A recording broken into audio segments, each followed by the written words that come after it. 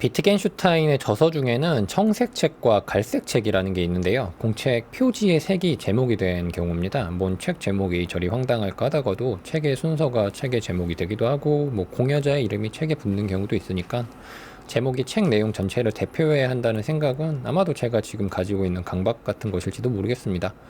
제가 대학을 자퇴하기 전에 적은 빨간 노트가 있는데요. 요거를 보자니까 비트겐슈타인의 그 책들이 생각이 나가지고 쓸데없는 말을 잠깐 해봤습니다.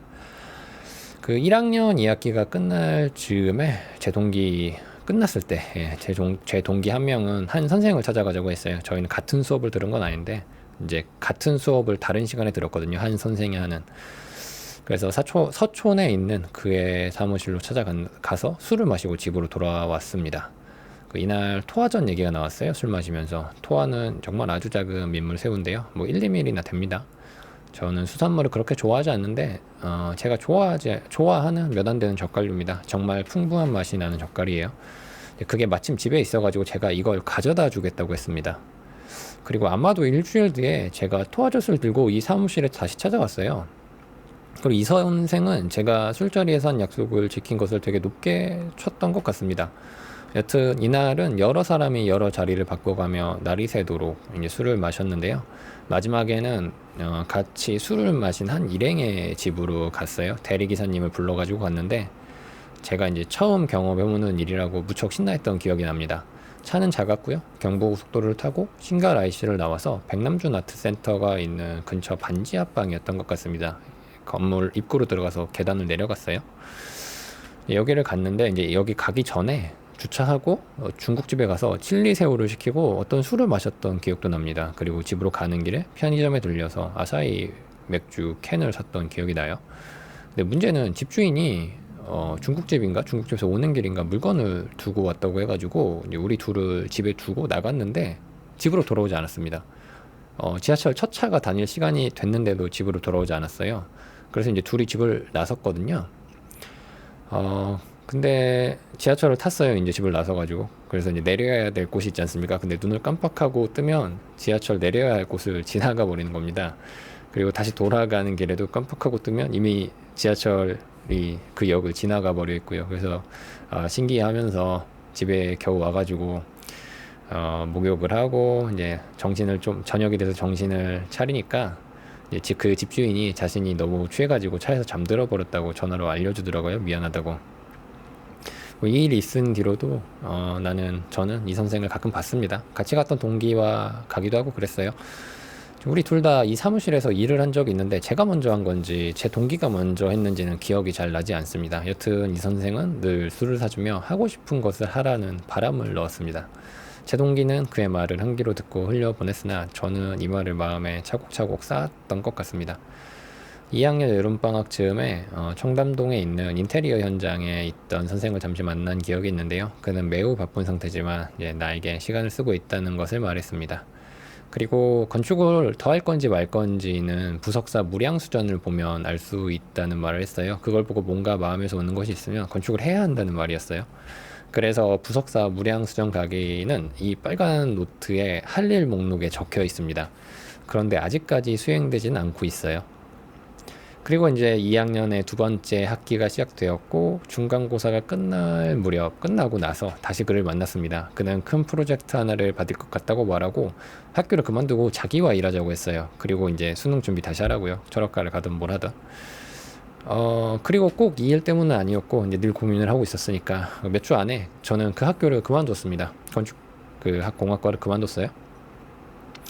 그리고 이제 이 사무실로 출근을 했죠. 그런데 문제는 제가 출근을 하고 나서 이 프로젝트가 빠그러졌습니다. 근데 어쨌든 출근은 했어요. 새벽에 삼육어학원에 갔다가 사무실에 출근했던 기억이 납니다. 원래 다음 해까지 다니고 수능 준비할 생각이었으나 12월쯤에 그만뒀던 것 같습니다. 제가 다니고 그만두는 사이에 이제 선생의 사촌도 사무실에서 들어와서 일하다가 나갔어요. 그 사촌은 이제 이 사무실에서 시간 죽이는 것보다 수능 준비하는 것이 더 나을 것이라는 말을 했습니다. 사실 다니면서 받은 돈이 크지는 않았던 것 같아요. 저 사촌이 말했던 것처럼 편의점에서 알바하는 것이 돈은 더 모았을 겁니다. 일하면서 늘 늦게 끝나서 쓰는 돈이 없었는데도 노트북 하나 사면 끝나는 정도의 돈이 모였던 것 같아요. 이사촌이 했던 말 중에 하나 또 기억나는 게, 제가 모은 돈으로 노트북을 살지 여행을 갈지 고민하고 있을 때 여행이 훨씬 값진 것이라는 말을 해주기도 했습니다. 그 뒤로도 이 선생과 인연은 이어졌어요. 제가 사무실을 나왔을 때 선생은 이제 제가 수능 준비할 동안 자신이 불러도 절대로 오지 말라고 했어요. 거절하라고 했어요. 그리고 실제로 제가 수능 준비를 하고 있을 때 일을 도와달라고 부탁을 했었고, 제가 단칼에 거절하니까 몹시 화를 냈습니다. 그렇게 인연이 끊어지는 듯 했으나 철학과에 입학하고 다시 연락이 와서 인연이 이어졌어요. 그리고 몇 번 그의 일을 도왔고 몇 번 답사를 따라다니기도 했습니다. 제가 이 선생과 연이 끊어진 게 19년 겨울인데요. 제가 꼭 필요한 일이라고 이제 부탁을 받았고, 저는 이제 그날 저녁 8시에 사무실에 도착할 예정이었어요. 그런데 가는 길에 핸드폰을 놓고 왔고, 또 버스를 눈앞에서 놓쳐가지고 9시가 다 돼서야 도착을 했습니다. 중간에 30분쯤 늦을 것이라는 연락을 했는데 이제 9시 30분까지 오라는 연락을 받았어요. 하지만 사무실에는 이제 그 선생은 사무실에 10시 30분이 되도록 오지 않았습니다.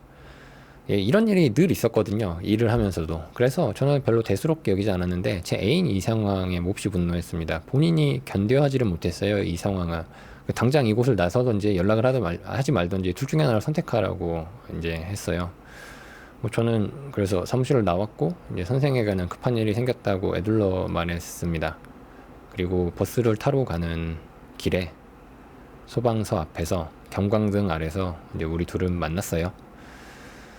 그는 늘 자신을 희생하며 누군가를 도와주는데 세상은 그렇지 않는다고 술 냄새를 풍기며 말했습니다. 그리고 나랑 저랑 잘 게스트룸도 예약을 해놓았다며 말하면서 이게 뭐냐며 푸념했습니다.